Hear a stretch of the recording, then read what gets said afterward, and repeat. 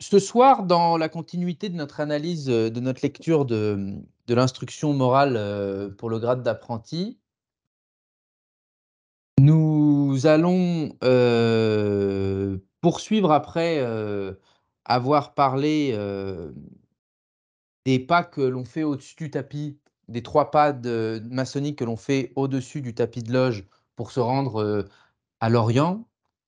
On est dans la continuité directe de, de ces 3 pas qui nous portent à l'hôtel d'Orient.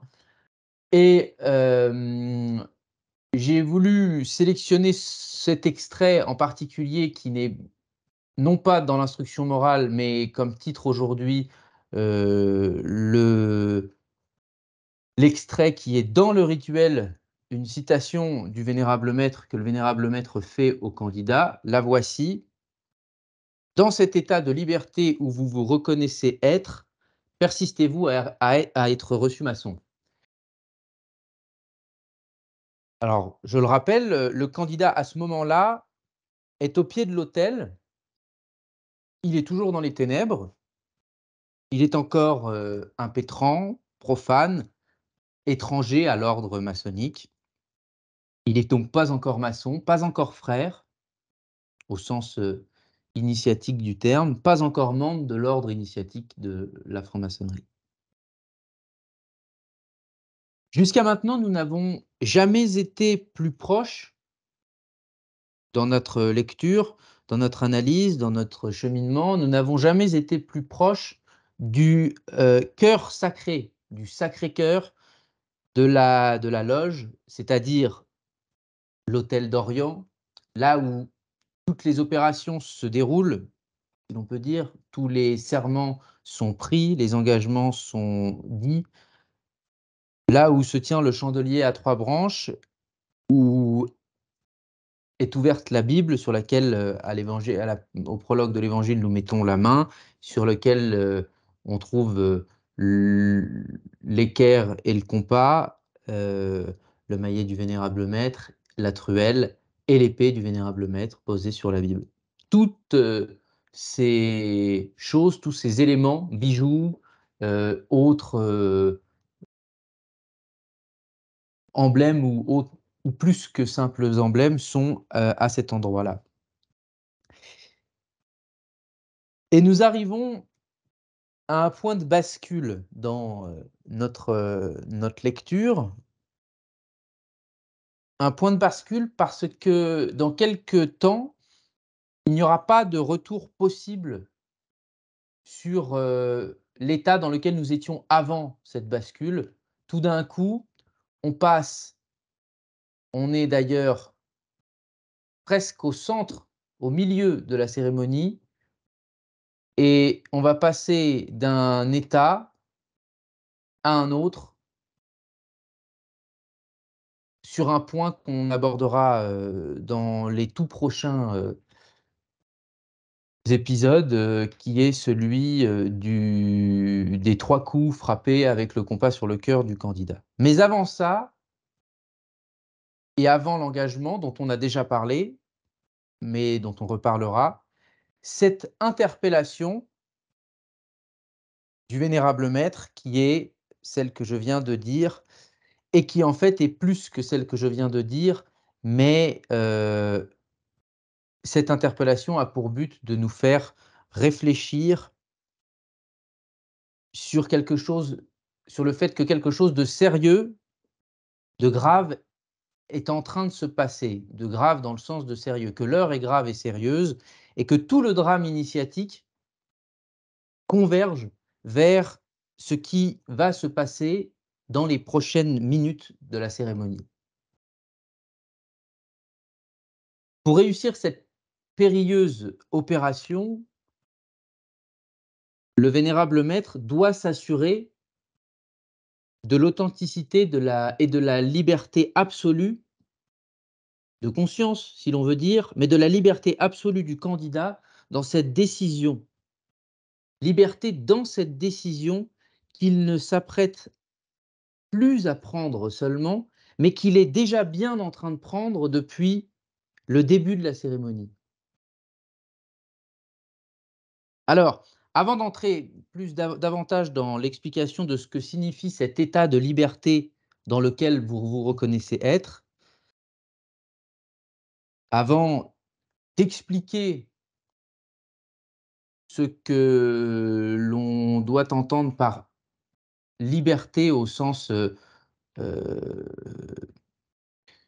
non pas maçonnique, mais cet état de liberté absolue dont il est question à ce moment précis, je voudrais comme d'habitude que nous prenions 5 profondes respirations en partant du ventre, en décroisant les jambes, pour ressentir tous, individuellement, cet état précisément de liberté en nous-mêmes qui fait que nous sommes tous ici ce soir ou que nous sommes tous en train de prendre, un certain temps pour écouter, pour nous instruire et que nous le faisons bel et bien de notre libre volonté et que nous le faisons parce que nous le voulons. On y va.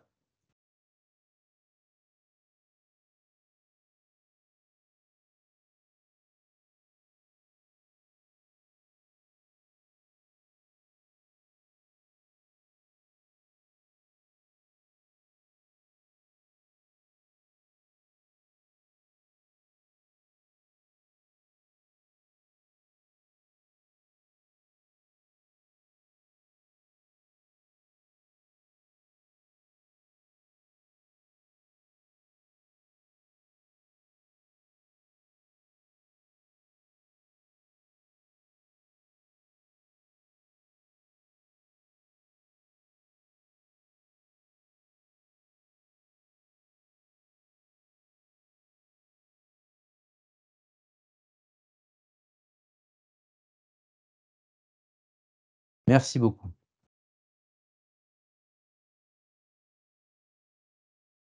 Dans l'instruction morale, le passage, dont il est question pour nous expliquer et nous préciser l'importance de cet, épisode, de cet extrait que nous sommes en train de traiter est le suivant.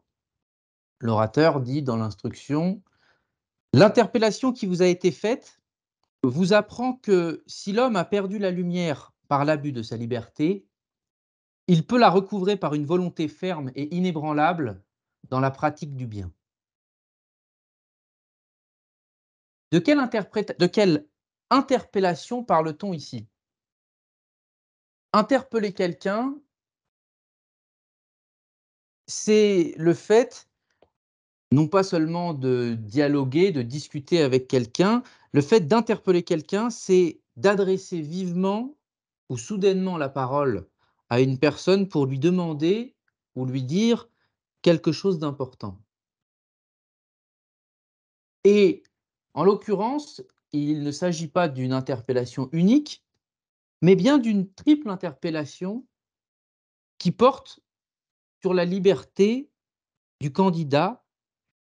Qui plus est, cette interpellation triple est sous forme interrogative. Elle interpelle, elle provoque, elle pousse le candidat à formuler une réponse.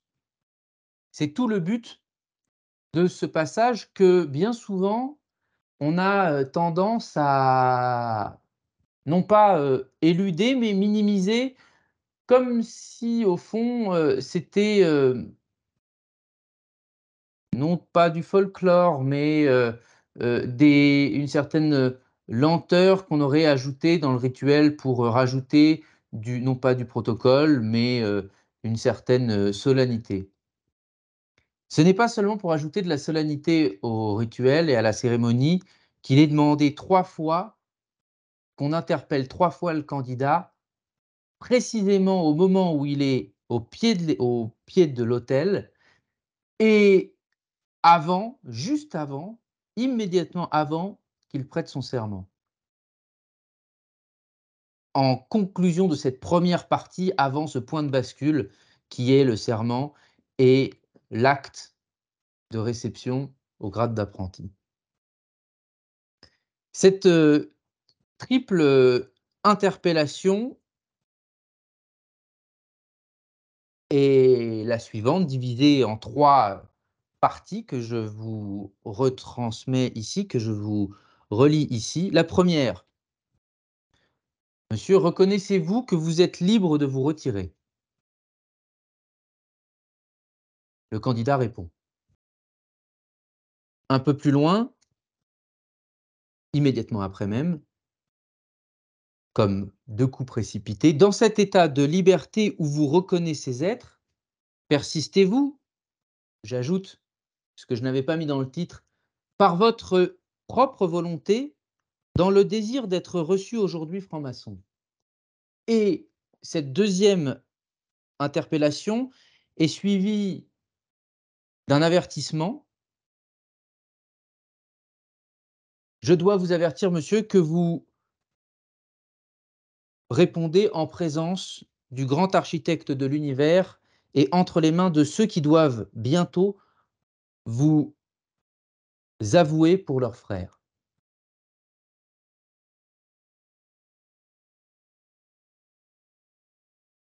La première fois, on nous demande si on reconnaît qu'on est libre de quitter l'assemblée. Nous en sommes libres encore. Très bien. La deuxième fois, on nous demande si on veut continuer librement, sachant qu'on était également libre de partir. Et cette fois, cette, ce choix acté par notre propre volonté est acté en présence de Dieu, du grand architecte de l'univers, de la source du Père de toutes choses, que nous vénérons dans nos temples. Et à la gloire de pour la gloire duquel nous élevons les temples que nous élevons. Troisième temps de cette interpellation, tripartite, dirons-nous, plus loin, après que le candidat a été mis en position de prêter son serment, le genou droit sur l'équerre, la main droite, dégantée sur la Bible, ouverte au livre de saint Jean et sur l'épée du vénérable maître. Il vient d'entendre les mots de l'engagement qu'il va prononcer, les mots de l'engagement dits de la bouche du premier surveillant, une première lecture afin de lui faire connaître l'engagement qu'il va devoir prononcer. Il vient d'entendre ça et avant de prononcer lui-même cet engagement, le vénérable maître lui dit: «Consentez-vous librement à contracter cet engagement solennel et irrévocable? Je vous le demande pour la dernière fois.»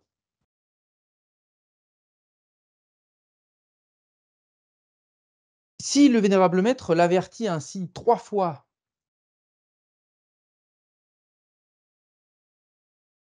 et qu'il lui dit que c'est sa dernière chance pour se retirer, c'est-à-dire pour abandonner sa demande, pour retourner chez lui sans la responsabilité qui incombe au maçon, sans avoir contracté les devoirs qui incombent au maçon et qu'il vient d'entendre, je vous renvoie à la première vidéo que nous avions fait, qui portait précisément sur les devoirs et l'engagement du maçon. Le candidat est à 1 minute, peut-être moins, à 1 minute d'être, transformé, transfiguré, reçu maçon. Il est à 1 minute de passer du profane au sacré, à un cheveu. Est-ce que le candidat a vraiment écouté ces paroles? Était-il pleinement attentif à tous les messages, à tous les signes, à toutes les leçons qui lui ont été présentées depuis son arrivée dans la chambre de retraite? Évidemment, non. Certains d'entre nous sont plus présents, d'autres moins, ce jour-là, précisément. Nous ne sommes pas toujours, dans la maîtrise de notre, conscience pleine et parfaite.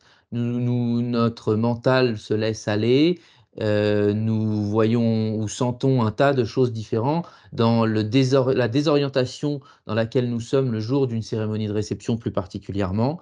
Il est normal que nous n'ayons pas pleinement été que nous n'ayons pas été pleinement attentifs, pardon, à tous ces messages, à tous ces signes, à toutes ces leçons, à tous ces enseignements et que nous ne les ayons pas tous parfaitement intériorisés, voire, expliqués à nous-mêmes, compris à l'instant même où nous les avons reçus.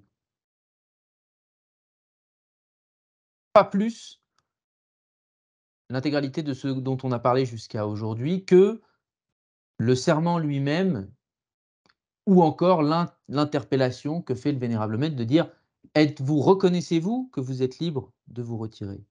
Reconnaissez-vous, persistez-vous dans le désir d'être reçu maçon de votre propre volonté, considérant l'état de liberté dans lequel vous êtes?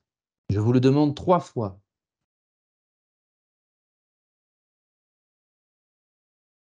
On en est quasiment tous pour la plupart, à moitié, voire complètement inconscients, mais on répond bien ce jour-là. Au même titre qu'on répond lorsqu'on est introduit en loge: «Que venez-vous faire ici, monsieur?»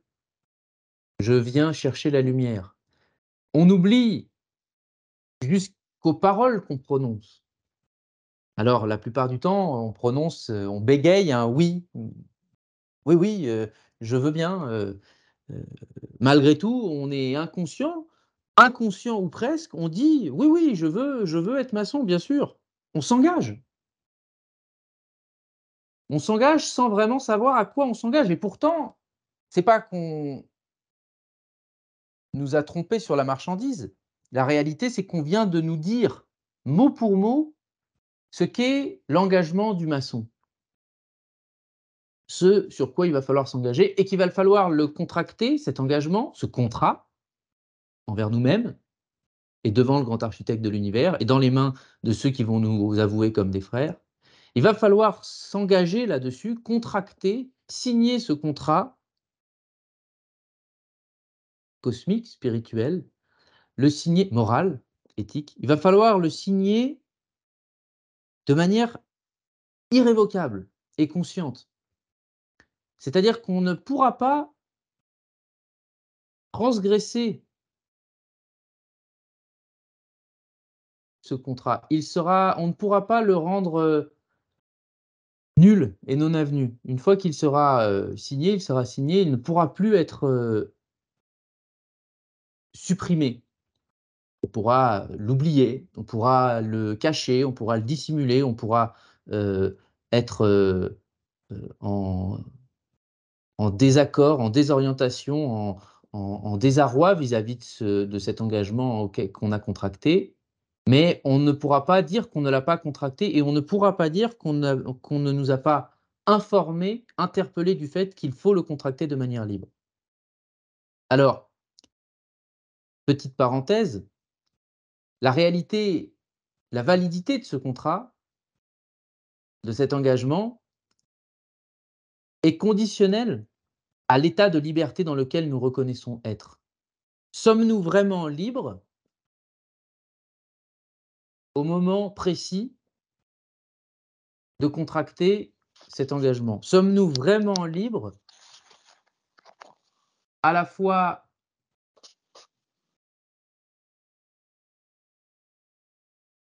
sommes-nous vraiment libres à la fois de sentons-nous vraiment libres à la fois de nous retirer? Pourquoi ne le faisons-nous pas? Sentons-nous vraiment libres Nous sentons-nous vraiment libres de poursuivre en toute connaissance de cause? Avons-nous vraiment compris de quoi il est question?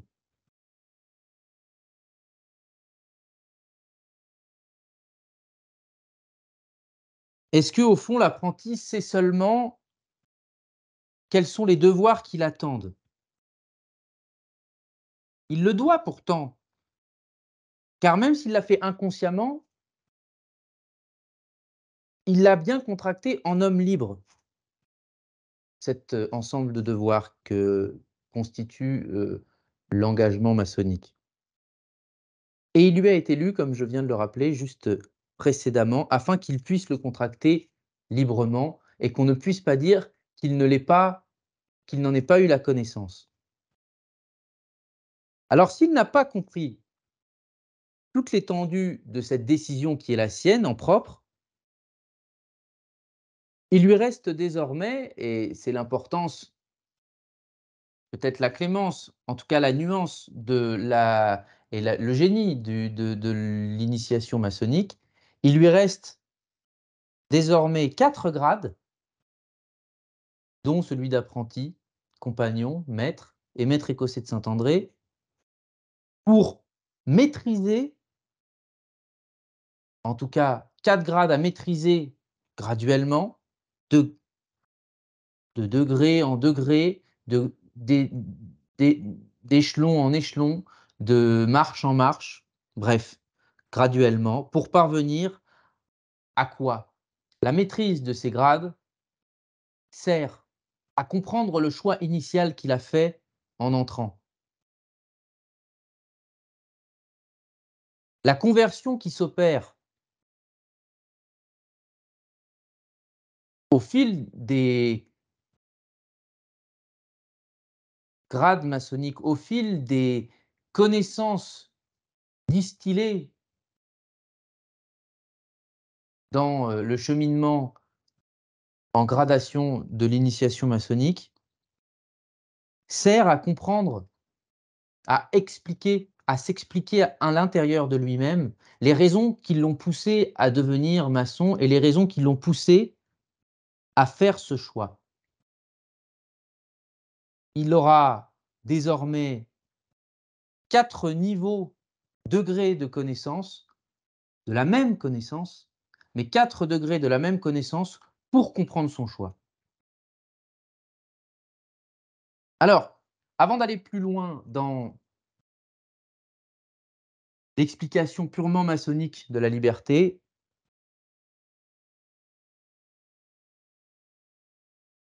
dont il est question ici, je voudrais dire un mot, sur la liberté au sens plus large, c'est-à-dire la redéfinir un petit peu.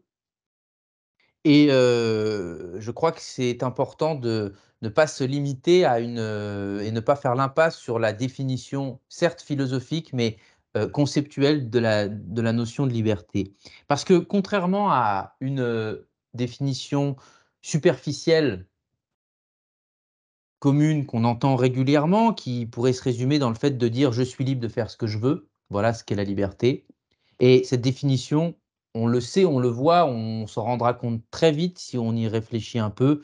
Cette façon de voir, de concevoir la liberté génère un tas de contradictions dans les termes mêmes quant à la nature de la liberté, ce qui fait que, ce n'est très vite pas tenable de dire tout simplement: «La liberté, c'est, de dire que je suis libre de faire ce que je veux», de manière, puérile, enfantine.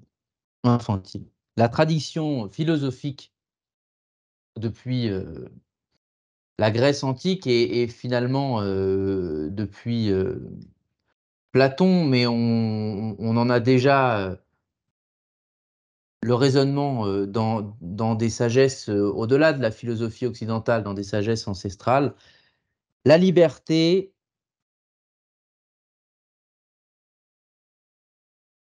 la philosophie en propose une définition, beaucoup plus, profonde qui est la suivante: la liberté se définit par la responsabilité du sujet, c'est-à-dire de l'individu, la responsabilité de l'individu relativement aux conséquences d'un choix qu'il a fait.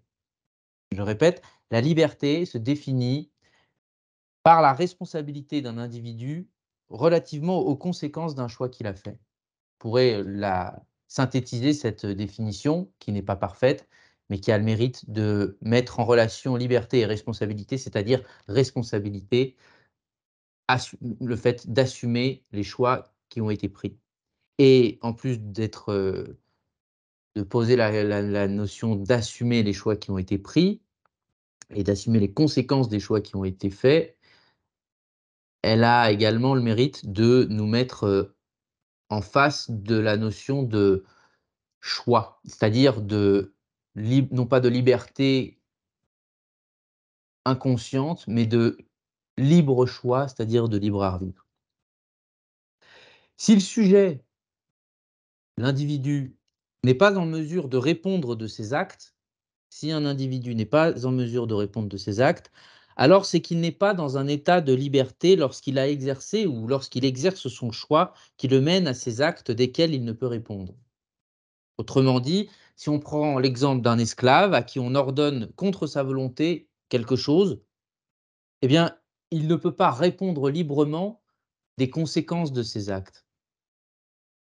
Au fond, il est esclave, on lui a aliéné sa liberté, on lui a ordonné, sous la contrainte de faire quelque chose, et ce n'est pas lui qui peut en répondre. Il n'est pas victime, il est simplement aliéné. Il est hors de lui-même, aliéné, c'est-à-dire il est étranger à lui-même, il n'a plus de pouvoir sur lui-même. Voilà ce qu'est dans sa définition philosophique un esclave, un aliéné, quelqu'un qui n'a plus de liberté. On lui a Ou il a perdu ou on lui a volé, on lui a retiré toute forme de libre choix et donc il ne peut être tenu responsable de ses actes. Attention, parce que dans cette vision, il y a un danger très, vil et très, difficile à déceler, mais qui, par chance, a été décelé par de nombreux sages avant nous. C'est que, en se disant esclave et donc, incapable de répondre de ses actes, le danger, le risque, c'est de se réfugier dans une victimisation de l'esclavage, de l'esclave, de sa situation d'esclave, se réfugier dans cette victimisation, dans cet état victime pour esquiver ses responsabilités. Dire qu'on n'est pas maître de ses choix, c'est avouer qu'on est esclave. Si je dis, «C'est pas de ma faute, c'est parce que quelqu'un m'a dit qu'il fallait que je le fasse et j'avais pas le choix», bah, dans le fond, on avoue qu'on n'était pas libre et on avoue qu'on n'est pas libre et on avoue que quelqu'un a décidé pour nous. Autrement dit, certes, on n'est peut-être pas responsable, c'est-à-dire qu'on ne peut pas en répondre des choix qui ont été pris. Peut-on répondre ou plus exactement, peut-on être tenu, non pas pour responsable, mais pour cependant coupable des actes qui ont été commis? C'est un sujet qui a beaucoup alimenté, le XXe siècle après la guerre, la Seconde Guerre mondiale, notamment quand, certains nazis après la guerre, ont notamment un certain Eichmann qui a plaidé son innocence, non pas en disant qu'il n'avait rien fait, en avouant tout ce qu'il avait fait, mais en disant: «C'est pas de ma faute, c'est qu'on m'a dit de le faire comme ça et je ne pouvais pas faire autrement». Il y a des philosophes, comme Hannah Arendt par exemple, qui ont bien exprimé, expliqué en quoi, on ne peut pas utiliser l'absence de liberté, on ne peut pas utiliser l'esclavage, le fait d'être esclave pour dire qu'on n'est pas responsable de ses choix. Pourquoi? Il y a un choix, une chose sur laquelle aucun autre que soi n'a la maîtrise, c'est précisément le choix de faire un choix ou de ne pas en faire un. Et ceci a un lien direct avec ce qui se passe dans l'instruction, dans le passage que nous sommes en train d'étudier aujourd'hui. Ne pas exercer son libre choix, même en tant qu'esclave, c'est valider sa condition d'esclave. Autrement dit, on est bien responsable du choix de ne pas faire de choix qui va contre le choix de son maître, même mauvais. Ne pas faire de choix, c'est choisir de ne pas choisir. Et Descartes, explique que de tous les choix, c'est le pire qui soit, puisque c'est celui sur lequel nous refusons de choisir, nous refusons de, prendre parti et nous laissons libre, nous laissons le champ libre à, quiconque de faire le mal et nous nous mentons à nous-mêmes en croyant, et c'est ça le pire, nous nous mentons à nous-mêmes en ne nous reconnaissant pas à nous-mêmes le libre arbitre essentiel de l'homme, faculté primordiale sans laquelle nous ne serions pas, autre chose que des animaux, sans, sans, sans faculté de juger. Si on laisse à un mauvais maître le soin de choisir pour nous, quels seront les actes auxquels nous serons tenus de répondre à la fin? Quels seront les actes que ce mauvais maître nous fera commettre? Voulons-nous vraiment accepter de ne pas choisir et de lui remettre, notre faculté de choisir? Si en revanche, dans un deuxième temps, à l'inverse, le sujet, l'individu exerce librement son choix, quitte à désobéir à son maître, quand il est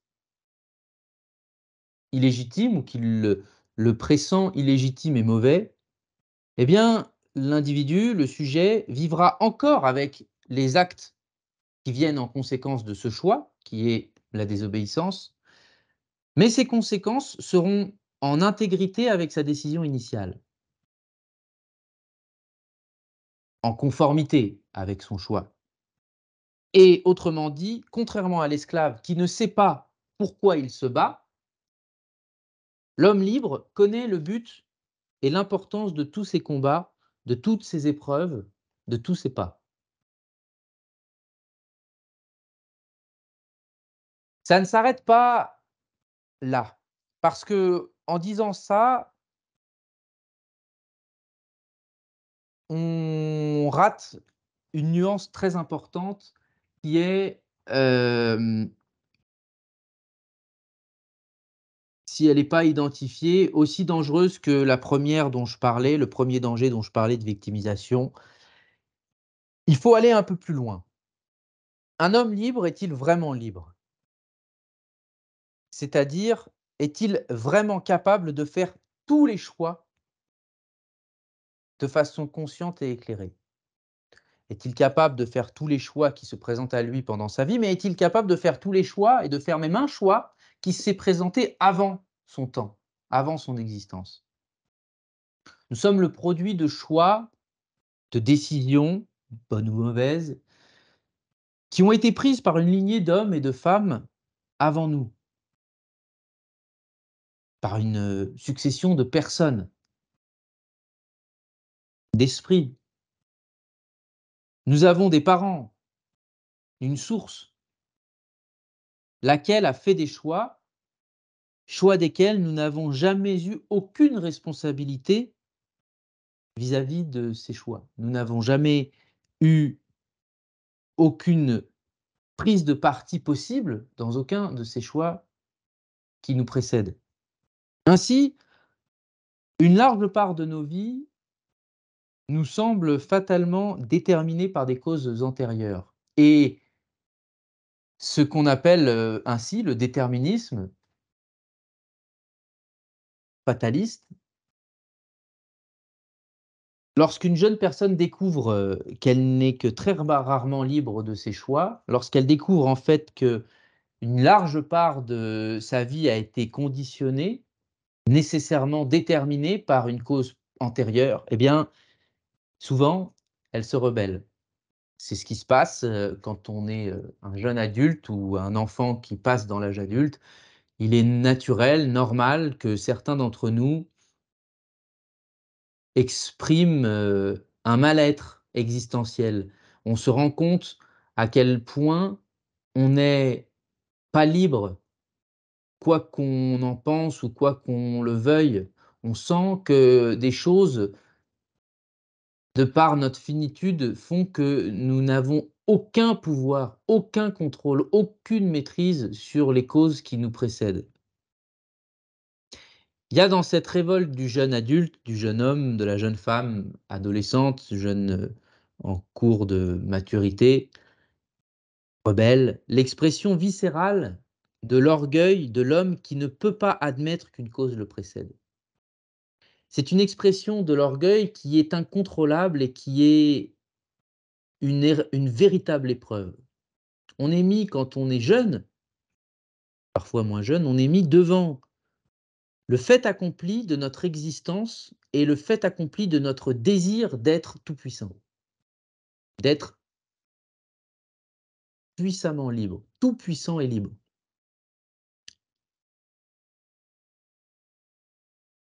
Mais en regard de cette, expression de l'orgueil primitif de l'homme, il y a également l'expression d'une naissance souffrante, mais d'une naissance à la sagesse, d'une épreuve, du passage d'une épreuve.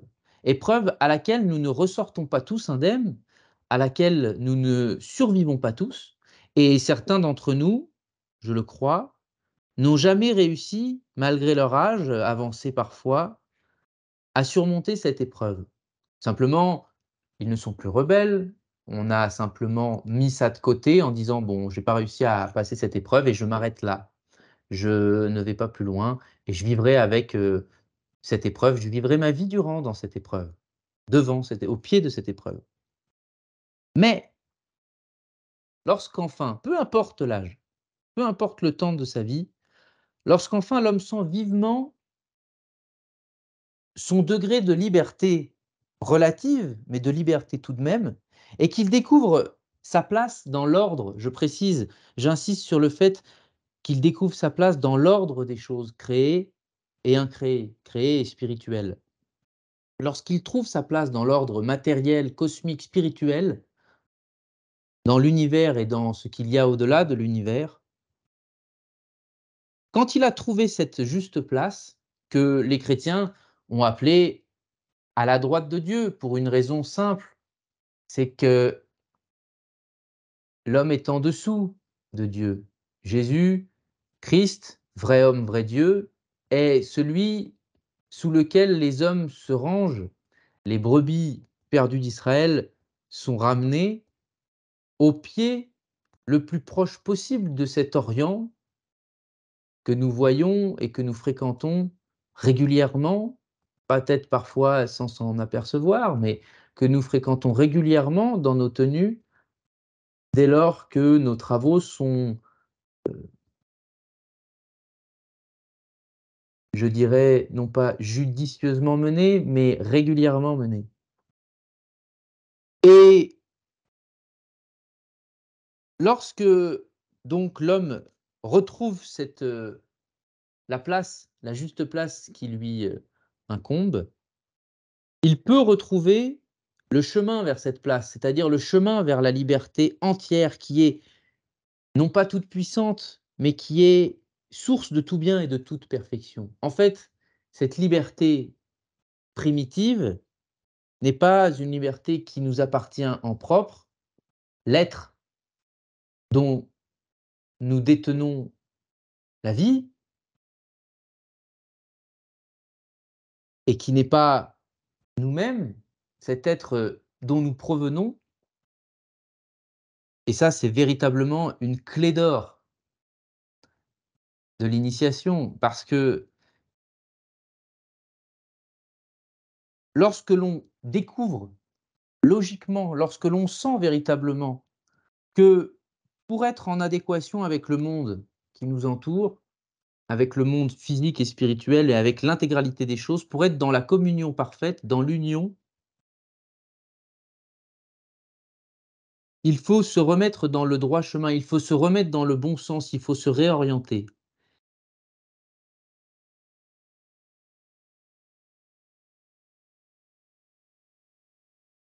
Lorsque l'on a retrouvé cet état de liberté relative et que l'on commence à voir quel est le chemin que l'on doit parcourir pour retrouver, non pas la liberté toute puissante, mais pour retrouver cette place relative par rapport à l'éternel, cette place de l'homme fini qui provient de l'infini, alors il commence à faire ses premiers pas vers, la sagesse.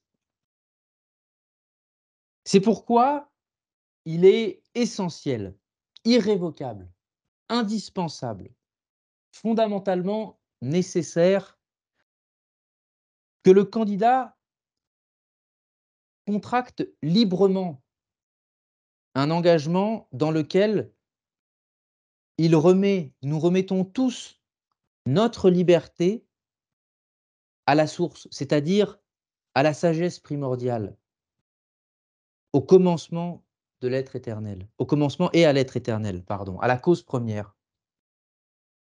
Quand on dit prosterne-toi devant le Verbe incarné, dans l'instruction, l'abrégé de la règle, pardon, prosterne-toi, on a parlé de l'humilité à plusieurs reprises, qui est le fait de se prosterner dans la poussière, dans l'humus de la terre, de se mettre à terre.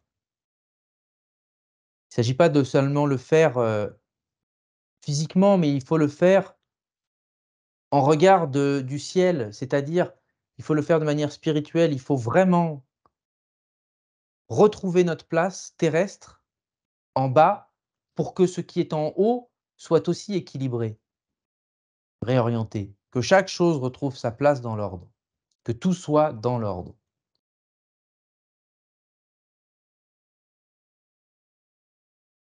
En un mot, à qui remettons-nous cette liberté qui nous appartient en propre, quoique relative? Nous la remettons au Père, c'est-à-dire dans l'hébreu, le Père, c'est Abba, c'est 2 vocables, 2 phonèmes qui sont littéralement, en termes phonétiques, une respiration A, si on l'écrit en alphabet, latin, A, B, B, A, on sent le souffle, la respiration, l'inspiration et l'expiration, la source et l'achèvement. C'est à cet alpha et oméga, c'est à ce tout que l'on remet à cette source primitive qui est l'être éternel et infini, que l'on et qui n'est pas autre chose, qui n'est pas un substitut, que l'on remet cette, que nous nous remettons entièrement, librement et entièrement, par l'effet de notre volonté. Et en plus de contracter librement cet engagement, en plus du fait qu'il soit essentiel de le contracter librement, il est essentiel et indispensable de se conformer en tout instant de nos vies aux axiomes et aux principes contractés dans cet engagement. Pourquoi je dis qu'il est essentiel et irrévocable et fondamentalement nécessaire et indispensable de faire cela et de le faire de manière la plus authentique qui soit, absolument authentique. Pour parvenir au terme heureux de nos recherches, combien de fois le répétons-nous? Il faut garder à l'esprit la sagesse de cette triple interpellation qui nous permet de retrouver notre direction, qui nous permet de retrouver le sens de la vie libre en relative liberté dans les pas de l'Éternel, c'est-à-dire sous la protection du Dieu créateur.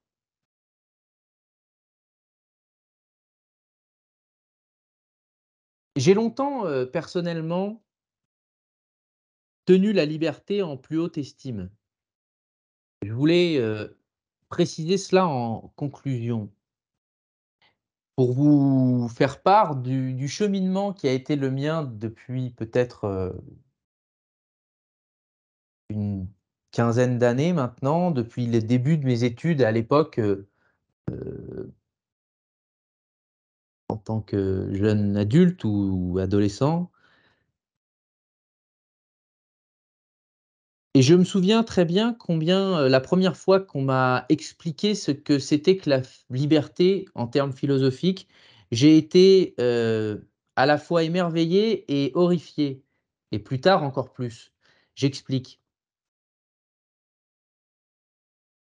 La liberté, c'était pour moi une manière de répondre à cette première erreur potentielle et d'éviter cette erreur de victimisation et de dire, «C'est pas de ma faute et au fond, vaut mieux, être, en sécurité que être libre». Je voulais pas entendre parler de ça et bien sûr, je me suis rebellé comme tout le monde, lorsque l'on se dit que la sécurité ne prime pas sur la liberté.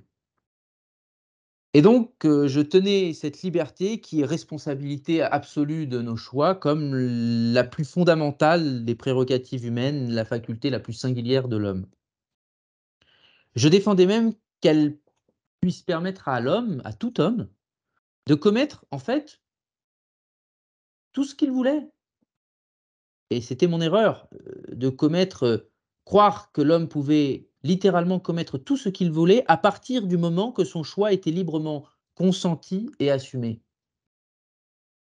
Il faut faire très attention à cette vision imparfaite et qui pèche énormément par orgueil. Voulant éviter la victimisation, on tombe rapidement dans l'antithèse qui est cet orgueil. Fausse humilité d'un côté, fausse, puissance de l'autre. Pour ainsi dire, immédiatement, on tombe dans l'orgueil quand on entre dans l'illusion de croire que notre liberté est absolue à partir du moment où elle est pur, choix consenti. Elle conduit immanquablement à croire que l'homme, comme je le disais tout à l'heure, est la cause de tous les choix qu'il définissent. Si on croit qu'on est la cause de tous les choix qui nous définissent, si je crois que je suis à moi-même ma propre cause,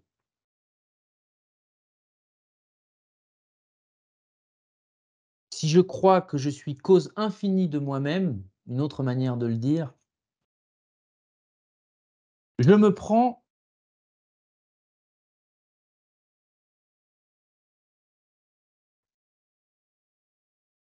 être, à soi-même sa propre cause, c'est ce qu'en théologie on appelle Dieu. Et en faisant ça, une fois de plus, on tombe dans un déséquilibre. Voilà le véritable malheur de l'homme qui cherche, croyant avoir évité l'obstacle, immanquablement, il tombe dans le deuxième obstacle qu'il n'avait pas vu. Vous savez, la fameuse, phrase, que l'on voit quand on conduit et qu'on traverse une voie de chemin de fer: «Un train peut en cacher un autre». Et ben, un obstacle peut en cacher un autre, un écueil peut en cacher un autre, dans ce chemin périlleux et difficile. En réalité, par chance, par grâce, par l'effet du temps aussi, par, les richesses de la sagesse de notre enseignement, j'ai découvert probablement l'une des plus grandes leçons que j'ai pu rencontrer jusqu'à maintenant et qui est la suivante. En découvrant avec, beaucoup de terreur, beaucoup d'effroi, le caractère relatif de mon libre arbitre, le fait que mon libre arbitre n'était pas aussi tout puissant, universel et absolu que je ne le croyais, de manière illusoire. En découvrant l'imperfection de ma faculté de juger et de ma faculté de faire des choix, je prends conscience du caractère purement illusoire de la liberté que je glorifiais. Pire, je me rends compte que là où je croyais être le plus libre, en réalité, j'étais le plus esclave. Comprenant que je glorifiais une liberté apparente qui cachait la pire des servitudes, je sacrifie de mon propre choix devant l'autel, sur l'autel du vénérable maître, avec mon libre arbitre, ma liberté elle-même. En auto-sacrifiant ma liberté orgueilleuse sur cet autel, je suis plongé dans ce qui semble, en apparence, être une servitude encore plus importante ou du moins aussi importante.